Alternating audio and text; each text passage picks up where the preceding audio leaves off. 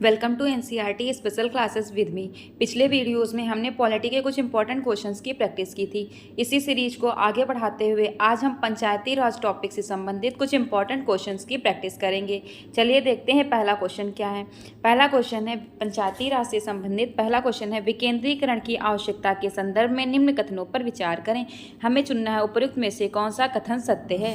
हमें बताना है कौन सा कथन सत्य है। पहला कथन है भारत जैसे बड़े देश में जहाँ विस्तृत विभिन्नताएं मौजूद हैं, विकास की सफलता हेतु विकेंद्रीकरण एक आवश्यक साधन है। जी हाँ, यह कथन हमारा बिल्कुल सही है। भारत जैसे बड़े देश में जहाँ विस्तृत विभिन्नताएं मौजूद हैं, विकास की सफलता हेतु विकेंद्रीकरण एक आवश्यक साधन है। अगला कथन है केंद्र राज्य व राज्य स्तर के नीचे जिला, प्रखंड तथा ग्राम स्तर पर उपयुक्त योजना तंत्र की स्थापना हेतु विकेंद्रीकरण आवश्यक है। जी हाँ, यह कथन भी बिल्कुल सही है। इस प्रकार हमारे दोनों कथन 1 और 2 दोनों सही हैं, तो हमारा ऑप्शन नंबर सी सही हो जाएगा। 1 और 2 दोनों कथन सत्य हैं। चलिए अगला क्वेश्चन देखते हैं। अगला क्वेश्चन है निम्नलिखित में से कौन सा विकेंद्रीकरण का वैशिष्ट्य नहीं है। हमें चुनना है इनमें से कौन सा विकेंद्रीकरण का वैशिष्ट्य नहीं है। तो पहला ऑप्शन दिया है स्वायत्तता, दूसरा लोक सहभागिता, तीसरा स्थानीय समुदायों में आत्मविश्वास को नहीं जगाना, चौथा है स्थानीय समुदायों को सशक्त बनाना। तो चौथा ऑप्शन हमारा विकेंद्रीकरण का, तीसरा ऑप्शन हमारा विकेंद्रीकरण का वैशिष्ट्य नहीं है, स्थानीय समुदायों में आत्मविश्वास को नहीं जगाना। तो यही हमारा कथन सही हो जाएगा कि यह हमारा विकेंद्रीकरण का वैशिष्ट्य नहीं है। भारत में विकेंद्रीकरण की प्रक्रिया में स्वायत्तता, सहभागिता, स्थानीय समुदायों को सशक्त बनाने के महत्व का अनुभव किया गया है। स्थानीय समुदायों को स्थानीय शासन में भागीदार बनाना विकेंद्रीकरण का सबसे सशक्त पहलू है। इसके लिए स्थानीय समुदायों में आत्मविश्वास तथा जागरूकता पैदा करना जरूरी है। तो हमारा ऑप्शन सी गलत है कि जो है स्थानीय समुदायों में आत्मविश्वास को नहीं जगाना विकेंद्रीकरण का वैशिष्ट्य नहीं है। तो हमें चुनना था कौन सा विकेंद्रीकरण का वैशिष्ट्य नहीं है। स्वायत्तता, लोक सहभागिता और स्थानीय समुदायों को सशक्त बनाना विकेंद्रीकरण का वैशिष्ट्य होता है। चलिए अगला क्वेश्चन देखते हैं। अगला क्वेश्चन है सामुदायिक विकास कार्यक्रम के संबंध में दिए गए कथनों पर विचार कीजिए। हमें चुनना है उपयुक्त में से कौन सा कथन सत्य है। तो पहला कथन है यह कार्यक्रम 2 अक्टूबर 1952 को आरंभ हुआ था। जी हाँ, बिल्कुल सही है। सामुदायिक विकास कार्यक्रम की शुरुआत 2 अक्टूबर 1952 में की गई थी। प्रारंभ में यह कार्यक्रम भारत के चुनिंदा गाँवों में ही शुरू किया गया था, परंतु बाद में यह कार्यक्रम भारत के लगभग सभी गांवों में शुरू किया गया। अगला कथन है सामुदायिक विकास खंड के द्वारा यह कार्यक्रम संपूर्ण भारत में संचालित किया जा रहा है। जी हाँ, यह कथन बिल्कुल सही है कि सामुदायिक विकास खंड के द्वारा यह कार्यक्रम संपूर्ण भारत में संचालित किया जा रहा है। अगला कथन है इस कार्यक्रम का उद्देश्य गाँवों का विकास करना। जी हाँ, यह कथन भी बिल्कुल सही है कि इस कार्यक्रम का उद्देश्य गाँवों का विकास करना है। यह विकास 3 बातों पर निर्भर करता है: अनाज और अन्य पदार्थों के उत्पादन में वृद्धि, ग्रामीण जनता का पूर्ण विकास और ग्रामीण जनता का गांव के विकास में सहयोग। तो हमारे तीनों कथन सही हो जाएंगे। तो इस प्रकार ऑप्शन नंबर डी सही है कि ये सभी कथन सत्य हैं।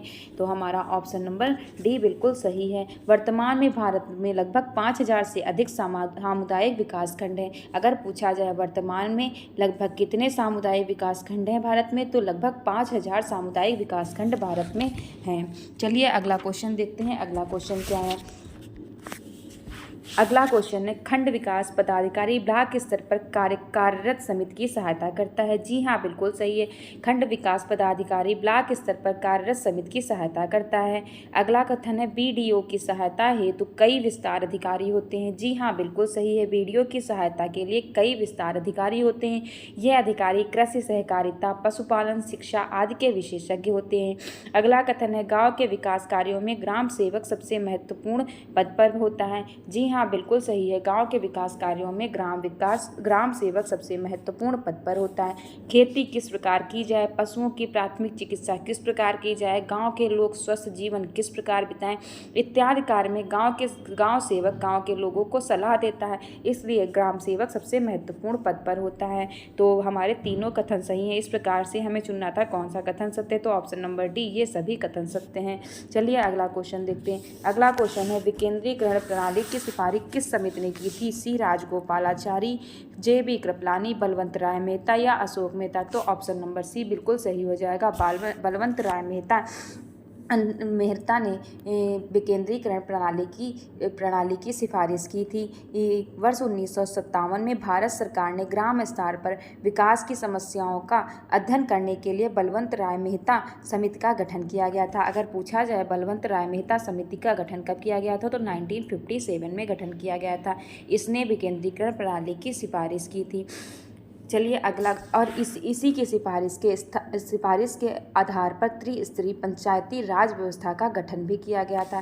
त्रिस्तरीय पंचायती राज की व्यवस्था का गठन बलवंत राय मेहता समिति की विकेंद्रीय प्रणाली सिफारिश के आधार पर किया गया था। चलिए अगला क्वेश्चन देखते हैं। अगला क्वेश्चन है, निम्न में से किस संविधान संशोधन के द्वारा गाँवों की स्थानीय स्वशासी संस्थाओं के संगठन से संबंधित प्रावधान किए गए हैं? पहला ऑप्शन है 72वां संविधान संशोधन, दूसरा है 73वां संविधान संशोधन, चौथा है, तीसरा है 74वां संविधान संशोधन, पांचवा है 75वां संविधान संशोधन। तो इसका सही ऑप्शन हो जाएगा ऑप्शन नंबर बी, 73वां संविधान संशोधन।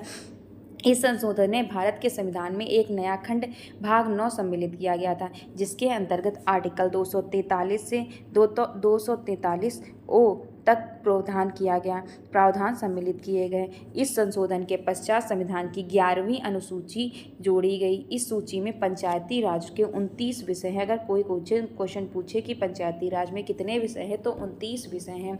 और पंचायती राज स्थानीय स्वशासी संस्थाओं का गठन 73वें संविधान संशोधन के आधार पर किया गया था। चलिए अगला क्वेश्चन देखते हैं। अगला क्वेश्चन है, बलवंत राय मेहता समिति की मुख्य संस्तुतियों के संबंध में कौन सा कथन असत्य है? हमें चुनना है कौन सा कथन असत्य है। तो पहला कथन है, इस समिति द्वारा त्रिस्तरीय पंचायती राज व्यवस्था की संकल्पना की गई थी। जी हाँ, यह कथन बिल्कुल सही है। इस समिति के आधार पर ही पंचायती राज व्यवस्था की संकल्पना की गई थी। अगला कथन है, इसमें जिला स्तर पर जिला परिषद, खंड स्तर पर पंचायत समिति तथा ग्राम स्तर पर ग्राम पंचायत की कल्पना की गई थी। यह कथन भी बिल्कुल सही है। इसमें जिला स्तर पर जिला परिषद, खंड स्तर पर पंचायत समिति तथा ग्राम स्तर पर ग्राम पंचायत की कल्पना की गई थी। अगला कथन दिया हुआ है, इस समिति ने इन संस्थाओं को सत्ता के वास्तविक हस्तांतरण की बात नहीं की थी। तो यह कथन बिल्कुल गलत हो जाएगा, क्योंकि इस समिति ने इस संस्थाओं को सत्ता के वास्तविक हस्तांतरण की बात की थी। अगला कथन है, संस्थाओं को पर्याप्त संसाधन उपलब्ध कराए जाने चाहिए तथा विकास की समस्त योजनाओं को इन्हीं के माध्यम से आगे बढ़ाया जाना चाहिए। जी हाँ, यह कथन भी बिल्कुल सही। हमें चुनना था कौन सा कथन सही नहीं है, असत्य है। तो ऑप्शन नंबर सी हमारा सही आंसर हो जाएगा, क्योंकि यही कथन असत्य है। क्योंकि देखिए, हमें क्वेश्चन में चुनना था कौन सा कथन असत्य है, तो ऑप्शन नंबर सी हमारा असत्य है, यही कथन सही हो जाएगा। चलिए अगला क्वेश्चन देखते हैं। हाँ, बलवंत राय मेहता समिति की स्थापना कब की गई? बलवंत राय मेहता समिति का गठन 1957 में किया गया था। कब किया गया था? 1957 में किया गया था। चलिए अगला क्वेश्चन देखते हैं। अगला क्वेश्चन है, अशोक मेहता समिति से संबंधित मुख्य संस्तुतियों के संबंध में दिए गए कथनों पर विचार करें। उपयुक्त में से कौन सा कथन सत्य है? हमें चुनना है कौन सा कथन सत्य है। तो पहला कथन दिया है, द्विस्तरीय पंचायती राज व्यवस्था की स्थापना। जी हाँ, यह कथन बिल्कुल सही है। द्विस्तरीय पंचायती राज व्यवस्था की स्थापना की सिफारिश अशोक मेहता समिति ने की थी। इसमें जिला स्तर पर जिला परिषद तथा इसके नीचे 15,000 से 20,000 तक की जनसंख्या वाले गाँवों के समूह के लिए मंडल पंचायत की स्थापना की सिफारिश की गई थी। कहा था जिला स्तर पर जिला परिषद होगी, जिला स्तर पर जिला परिषद तथा इसके नीचे 15,000 से 20,000 तक की जनसंख्या वाले गांवों में मंडल पंचायत की स्थापना की जाए। अगला कथन दिया है, एक अलग संस्था के रूप में न्याय पंचायत की स्थापना। जी हाँ, बिल्कुल सही है। अशोक मेहता समिति ने सिफारिश की थी कि एक अलग संस्था के रूप में न्याय पंचायत की स्थापना की जाए, जिसकी अध्यक्षता न्यायाधीश द्वारा होनी चाहिए, जिसकी अध्यक्षता न्यायाधीश करेंगे। अगला कथन है, पंचायती राज संस्थाओं के निर्वाचन में राजनीतिक दलों की खुली सहभागिता। जी हाँ, बिल्कुल सही है। अशोक मेहता समिति ने सिफारिश की थी कि पंचायत राज संस्थान के निर्वाचन में राजनीतिक दलों की खुली सहभागिता हो तथा इन संस्थाओं के निर्वाचन की व्यवस्था मुख्य निर्वाचन आयुक्त की सलाह से राज्य के मुख्य निर्वाचन अधिकारी द्वारा की जाए। तो हमें चुनना है कौन सा कथन सत्य, तो सभी कथन सत्य हैं। तो ऑप्शन नंबर डी हमारा सही हो जाएगा। ऑप्शन नंबर डी बिल्कुल सही कथन होगा कि सारे ऑप्शन हमारे सही हैं। चलिए अगला क्वेश्चन देखते हैं। अगला क्वेश्चन है पंचायती राज संस्थाओं की 29 कार्यों की सूची किस अनुच्छेद के अंतर्गत दी गई है? अनुच्छेद 243H, अनुच्छेद 243E, अनुच्छेद 243F, अनुच्छेद 243G। तो इसका सही कथन हो जाएगा ऑप्शन नंबर डी, अनुच्छेद 243G। अनुच्छेद 243G के अंतर्गत पंचायती राज संस्थाओं के 29 कार्यों की सूची दी गई है। इन कार्यों में ऐसे 29 विषयों को जो पूर्व में राज्य सूची की 11वीं अनुसूची में शामिल थे। इन कार्यों का वास्तविक हस्तांतरण राज्यों के कानून पर निर्भर करता है, किंतु भारतीय संविधान के अनुच्छेद 243G में पंचायतों की शक्ति, प्राधिकार और उत्तरदायित्व में इसे शामिल किया गया है। तो अगर क्वेश्चन पूछा गया है कि 29 कार्यों की सूची किस अनुच्छेद के अंतर्गत आती है, तो अनुच्छेद 243G। चलिए, और पता है पंचायती राज के लिए अनुच्छेद 243 से 243O तक के प्रावधान सम्मिलित हैं। 243 से 243O तक। चलिए अगला क्वेश्चन देखते हैं। अगला क्वेश्चन है बलवंत राय मेहता समिति ने किस प्रकार की पंचायती राज व्यवस्था की अनुशंसा की थी? द्विस्तरीय, त्रिस्तरीय, ग्राम स्तरीय या इनमें से कोई नहीं? तो इसका सही कथन, सही ऑप्शन हो जाएगा त्रिस्तरीय। बलवंत राय मेहता समिति ने त्रिस्तरीय पंचायती राज व्यवस्था की सिफारिश की थी। इसके अंतर्गत गांव स्तर पर ग्राम पंचायत, ब्लॉक स्तर पर पंचायत समिति और जिला स्तर पर जिला परिषद की स्थापना का प्रावधान था। ये तीनों स्तर आपस में अप्रत्यक्ष चुनाव द्वारा जुड़े होते हैं। पहले स्तर पर क्या होता है? पहले स्तर पर ग्राम पंचायत, फिर ब्लॉक स्तर पर पंचायत समिति तथा जिला स्तर पर जिला परिषद की स्थापना। यही त्रिस्तरीय व्यवस्था है पंचायती राज की। तो ये बलवंत राय मेहता समिति ने सिफारिश की थी। तो इसका सही कथन हो जाएगा ऑप्शन नंबर बी, त्रिस्तरीय। चलिए अगला क्वेश्चन दिया, हनुमंत राव समिति ने जिला नियोजन अभिकरण हेतु जिन कार्यों का निर्धारण किया उनमें निम्न में से क्या शामिल नहीं है? पहला कथन है स्थानीय आवश्यकताओं और उद्देश्यों को निश्चित रूप देना। दूसरा कथन है जिला योजनाओं का निर्माण करना। तीसरा कथन है केवल मानवीय विकास के कार्यों को सूचीबद्ध करना। चौथा है जिला योजनाओं के और कार्यक्रमों का पुनरावलोकन और निरीक्षण करना। तो हनुमंत राव समिति ने पहला, दूसरा और चौथे कार्यों को शामिल किया था, लेकिन ये जो तीसरा ऑप्शन नंबर सी, केवल मानवीय विकास के कार्यों को सूचीबद्ध करना, यह शामिल नहीं किया था। तो हमारा ऑप्शन नंबर सी सही हो जाएगा कि यह शामिल नहीं है, क्योंकि हनुमंत राव समिति ने जिला प्रशासन अभिकरण हेतु प्राकृतिक और मानवीय विकास को सूचीबद्ध किया था।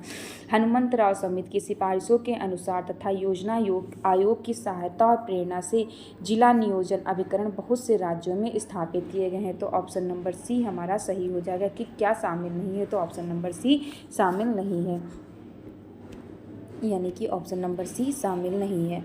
चलिए अगला क्वेश्चन देखते हैं। अगला क्वेश्चन है निम्न में से किस संविधान संशोधन द्वारा जिला स्तर पर नियोजन समितियों के गठन का प्रावधान किया गया ताकि पंचायतों और नगरपालिकाओं द्वारा बनाई गई योजनाओं को संगठित करके पूर्ण जिले के लिए एक विकास योजना तैयार की जा सके? पहला कथन है 73वां संविधान संशोधन, दूसरा है 74वां संविधान संशोधन, तीसरा है 52वां संविधान संशोधन, चौथा ऑप्शन है 91वां संविधान संशोधन। तो ऑप्शन नंबर बी बिल्कुल सही हो जाएगा, 74वां संविधान संशोधन द्वारा जिला स्तर पर नियोजन समितियों के गठन का प्रावधान किया गया ताकि पंचायतों और नगरपालिकाओं द्वारा बनाई गई योजनाओं को संगठित करके पूर्ण जिले के लिए एक विकास योजना तैयार की जा सके। इसके अंतर्गत राज्य विधायिकाओं को भी जिला नियोजन समिति की गठन से संबंधित व्यवस्था करने की शक्ति प्रदान की गई है। तो हमारा ऑप्शन नंबर बी बिल्कुल सही हो जाएगा, 74वां संविधान संशोधन। चलिए अगला क्वेश्चन देखते हैं।